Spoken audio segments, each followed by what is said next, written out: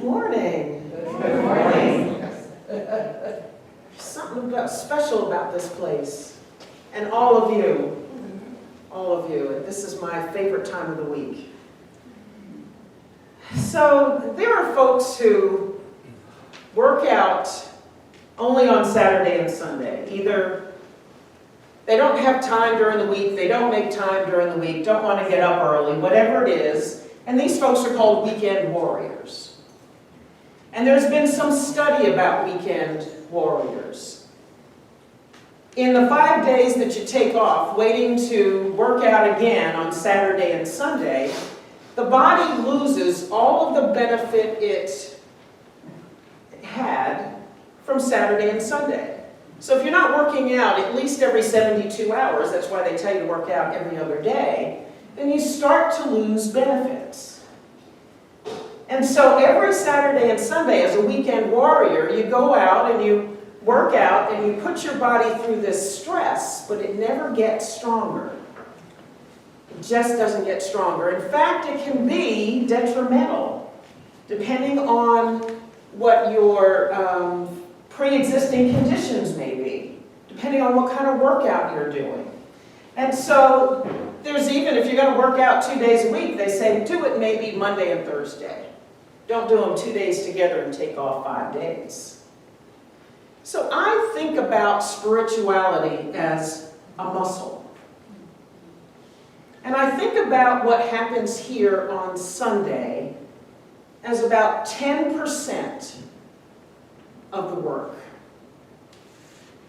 This is the easy part. We get to come here, feel what we feel in this room, see all the people we love, just kind of bask in all of this. It feels wonderful, we feel wonderful, life is just wonderful, and then you go back to your week. And then you have the 5 days off, and then you come back and do it again. And most people start to do this. You go downhill, and by Wednesday, Thursday, spiritually, you're starting to feel like you're disconnected again. And then Sunday comes, you go back up, and we're happy again. And then it starts to trickle down. That's why a lot of spiritual centers and churches have Wednesday night services. So you can have a reboot. So the roller coaster ride goes up in the beginning of, in the middle of the week. And then maybe you don't come down so far before you get to Sunday again. And so, I thought, are we really spiritual weekend warriors? Or do we use our spiritual muscle often? At least 72 hours from the one before. And what does it mean to flex the spiritual muscle? And how strong is the spiritual muscle? How flaccid is the spiritual muscle? How flabby have we gotten spiritually? We worry about our bodies. We think about that. But I don't know that we think about the spirituality of our lives as a muscle, as something we work, as something we pay attention to, as something we feed, just like you feed the body. Do we feed the spirit on a regular basis? Or do you let it starve through the week? And then on Sunday morning, bring it here, have it bask in all this wonderfulness, and then it starts starving again through the week. So the spiritual muscle, it needs to be flexed. And life will make you flex it, or will prompt you to flex it, but we don't always bring the muscle up when it's time. And so I want to encourage you to find ways to flex the spiritual muscle. I took part in a healing circle yesterday at Unity on Greenville. And it's the second time I did it, and I really went to go and observe, to see what they were doing, to see if it's something we would like to do here. And so I went in with my observer's mind and ended up having some deep insights that I probably would not have gotten any other place because there were people there who were opening up and shared some things that hit me right between the eyes. So here I was in a group, not really outside of my comfort zone, because I find myself comfortable in any group of people. I just make myself comfortable, make myself at home. But these were people I was not used to really sharing with, and I hadn't gone there as someone who was really doing something for me. I was really looking at something to do here, and got surprised yesterday in a very deep way. And I thought, this is another way that I can flex my spiritual muscle by being in a group where people are sharing on a regular basis. They get together, well, they do for 6 weeks, then they take 2 weeks off. But here I have an opportunity just about every week to go and flex that muscle, to be inspired by people I don't usually spend time with. And I find that sometimes we can get the greatest insights from people we do not know.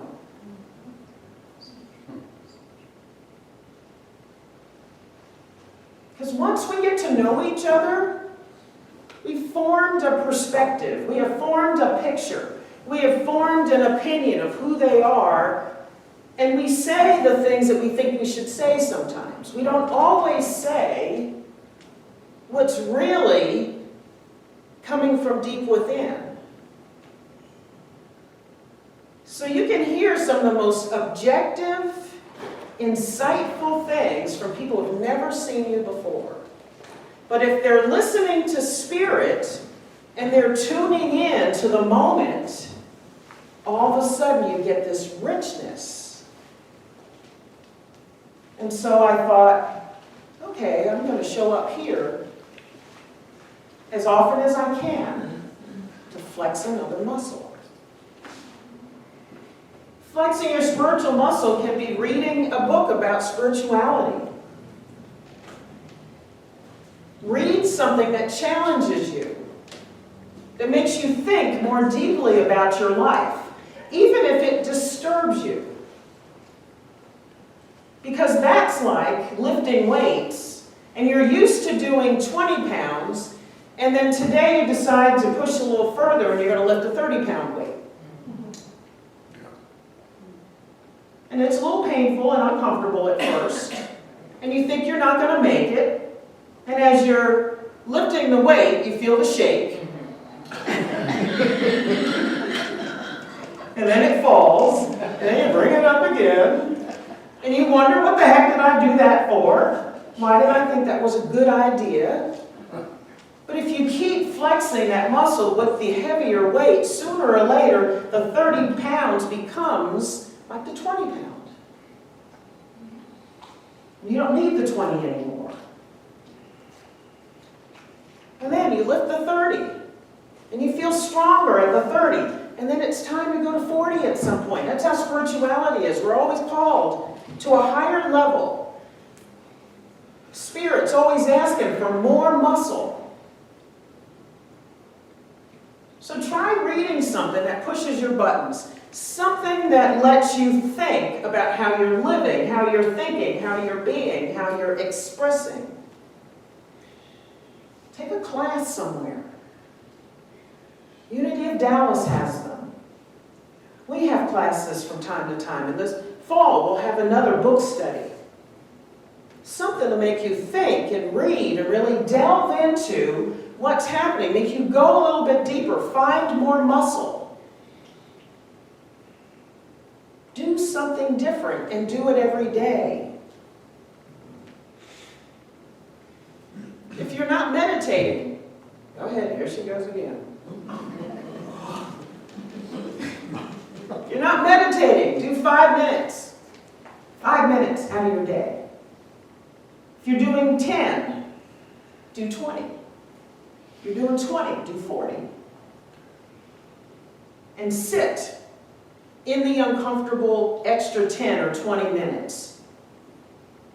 And feel the spiritual shake as you're sitting there. What time is it? I know I've been sitting here 2 hours. as you're peeking at the numbers on your phone. Why had that phone beeped? And make yourself sit for the extra 10 or 20. And then sooner or later, you will be looking forward to that extra 10 or 20. And it'll feel like nothing. There'll be days when you're sitting in it, and it'll feel like 2 minutes instead of 20 or 40.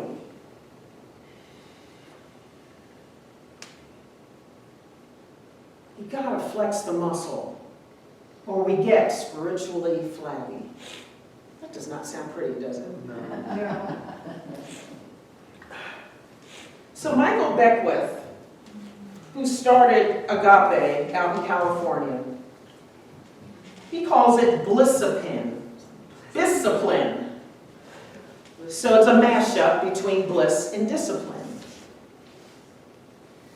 He says the gift of self-discipline is that it has the power to take you beyond the reasoning of temporary emotion to freedom.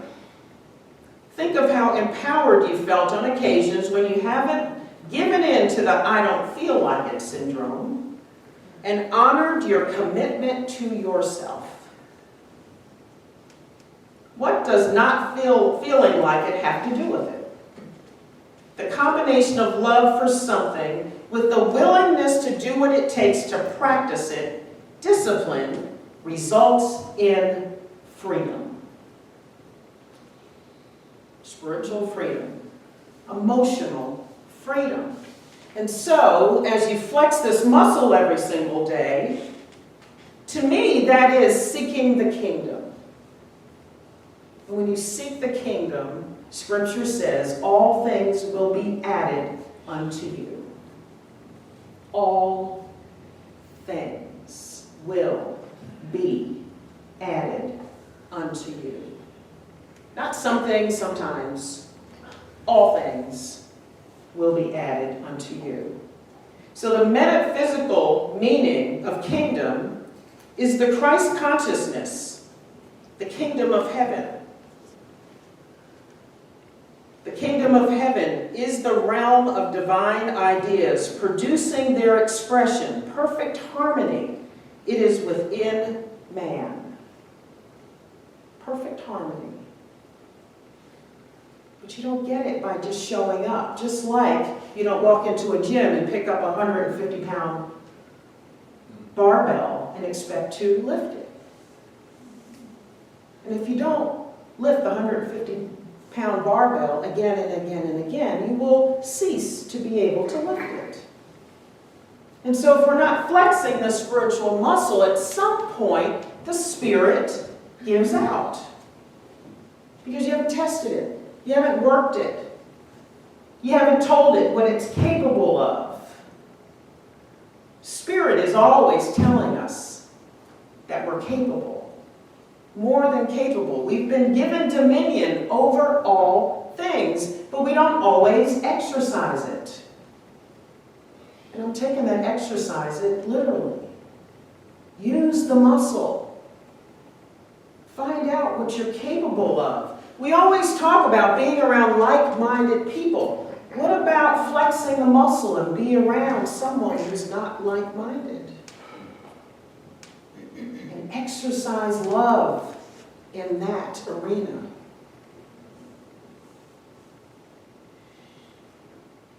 What about learning some things about how the Bible came about?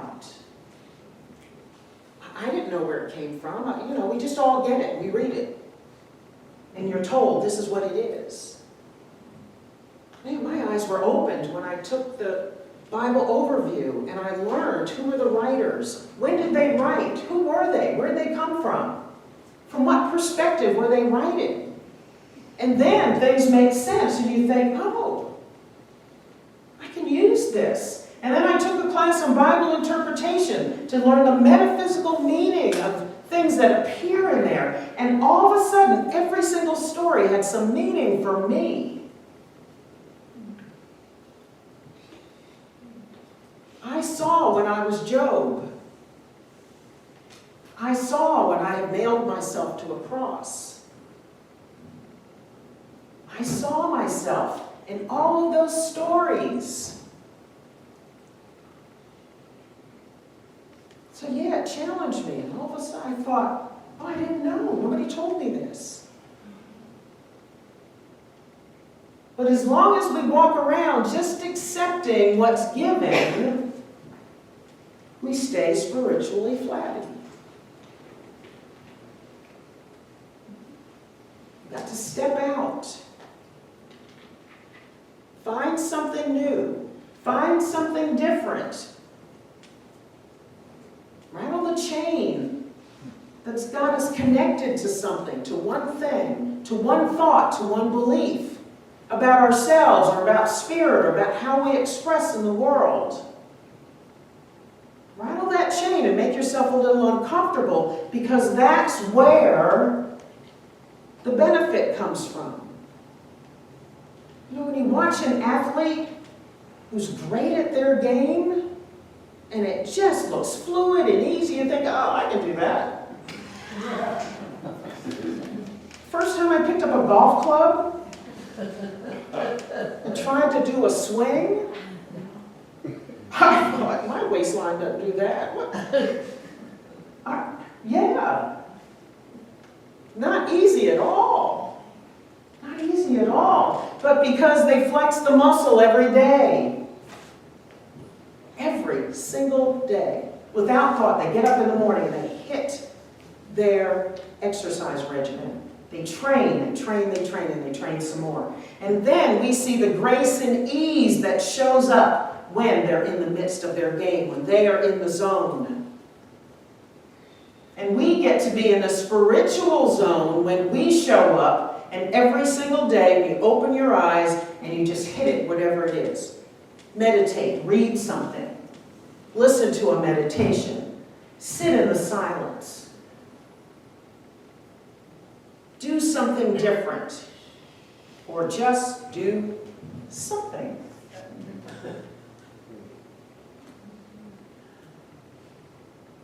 Nike was right.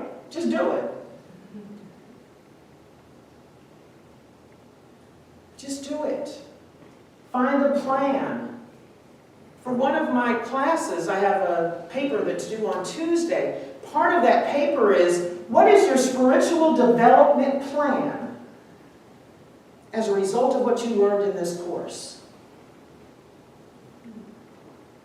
A spiritual development plan. Who knew?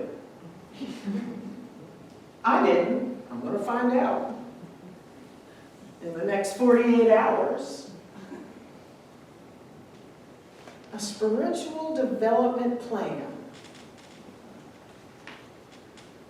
Think of the places you could go spiritually if you set a goal and you work towards it. You had an intention and then said, this is where I'm going. Just like an exercise plan. Just like a healthier diet.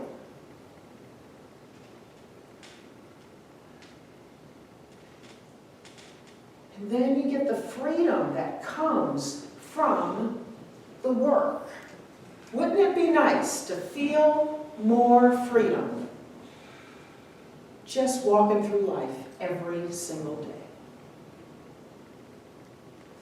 More ease, more grace, all kinds of stuff going on all over the place. You're just walking through life, feeling grace and ease. Yes, I heard the news. I'm having a good day. Yeah, family came to visit. I'm having a good day. Yep, haven't had a vacation day in months, and I'm having a good day, loving going to work. Yes, I got lots of cleaning up to do, don't feel like doing it, and I'm having a good day. His question was, what does feeling like it have to do with it? Because I think we spend a lot of our days thinking, I don't feel like it. I don't want to do traffic today. I don't want to wash the dishes. I don't want to make the bed. Right, honey?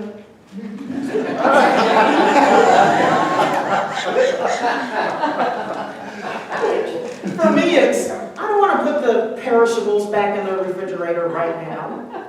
That's mine. And he walks through the kitchen, he says, perishables, perishables.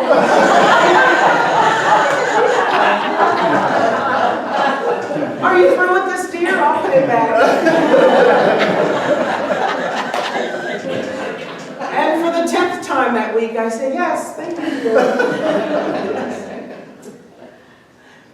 Yeah. The things we put ourselves through because we don't feel like it. When we could have the spiritual muscle and flex it, and then have some freedom. And then be able to get up in the morning and just feel the joy and peace that comes with that freedom. Because all things have been added unto you. Think about that. All things, all goodness, all peace, all love. All joy, prosperity, more love than your arms can hold, deeper connections, free from worry,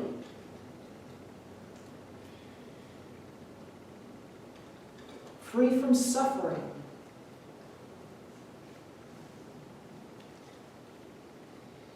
Sounds wonderful, but we got to do the work. If our consciousness were high enough, we could just think it in, create it. But most of us are still struggling with the day-to-day, and we forget that we're divine. We forget that we have that power. We forget that we've got dominion over all things. Over all things. Over this thing. Over this thing. We let the world, we let other people steal our power. We give it away, actually. They don't steal it. We just hand it out. Power here, power there.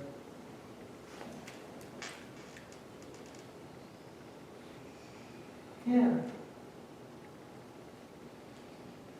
In a Course in Miracles class, I shared that for a long, long time, I gave my power away to the fact that I didn't like that Quentin doesn't throw out the empty toilet paper rolls as quickly as I would like him to. For years, I went bananas over that. Toilet paper rolls. Yeah.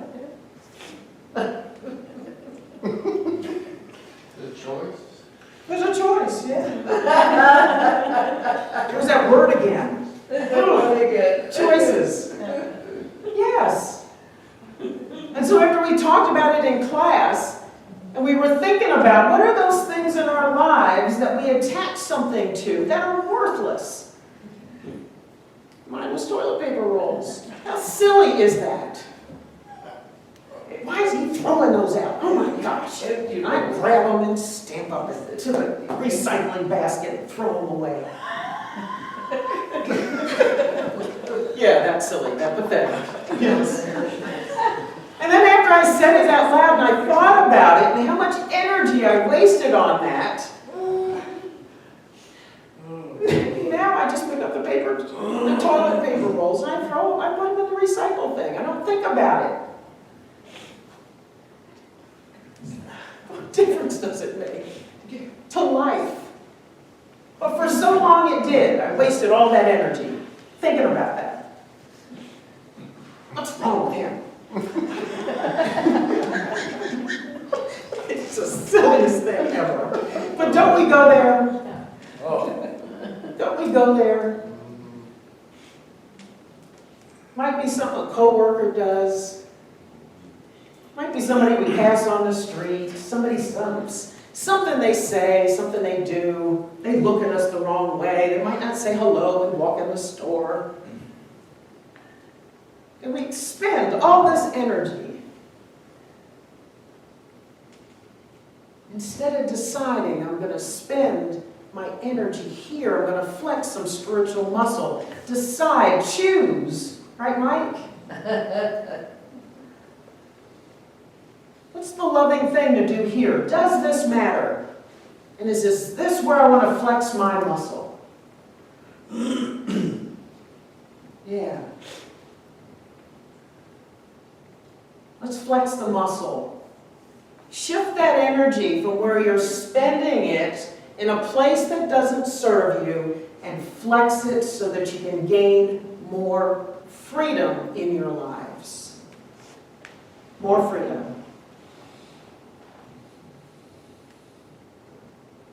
And I get to laugh at myself every time I see an empty toilet tissue roll. Yeah. So do we choose spiritual flabbiness?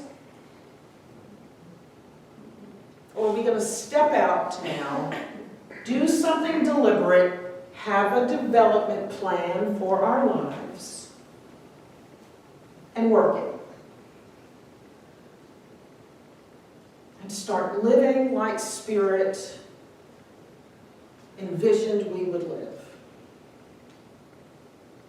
Could live. All the powers were given to do it.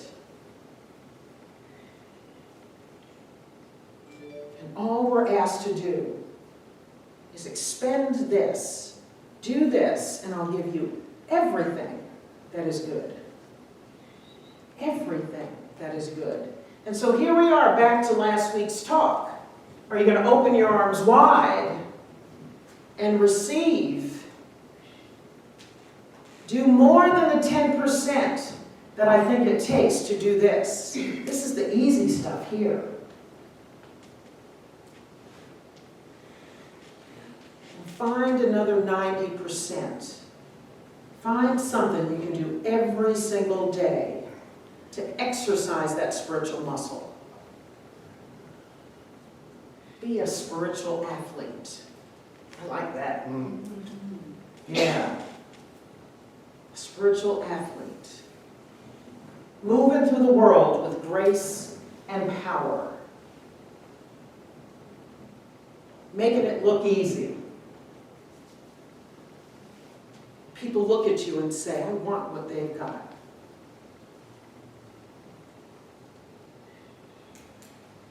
Yeah, wouldn't you like to be that example? Be that light for other people.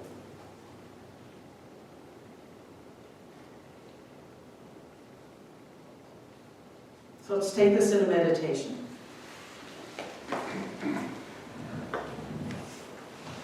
Take a deep breath.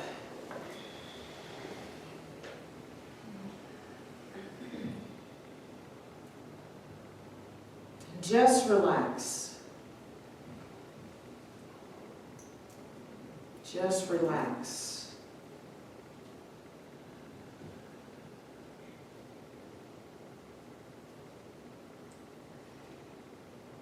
For relaxation is part of the exercise of spiritual muscle.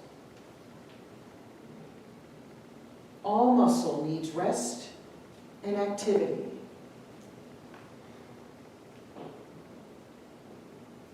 So in the silence, we get to rest.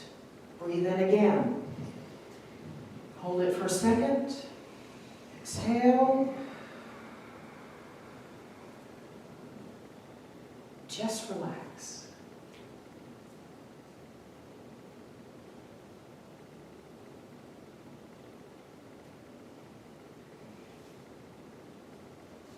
We are spiritual athletes.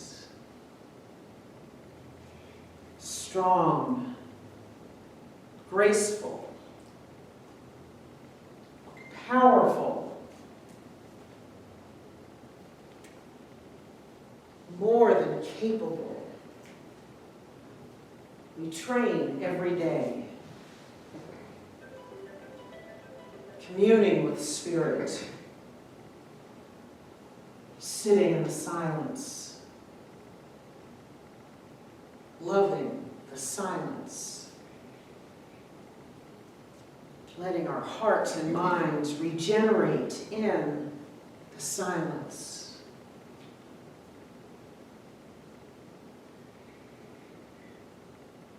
Feeling the power, the strength, the joy, the life that animates us.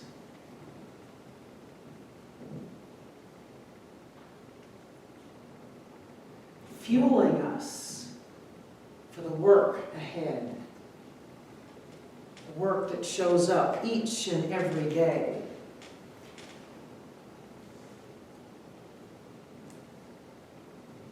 The callings that we receive. The challenges that show up.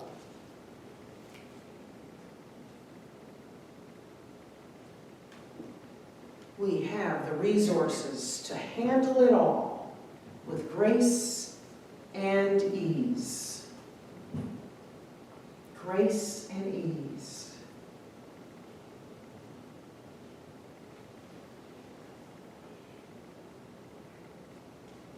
It doesn't matter what it is. It doesn't matter how long it's been in your life. You have the power to handle it through and through. You are the power. And you are the perfect one to handle what is right in front of you. You have been called for this challenge. No one else is perfect for this challenge. It is you. You have all that you need to handle it in its fullness, with your fullness. Take another deep breath in. Exhale. Let's just sit in the silence for a few moments.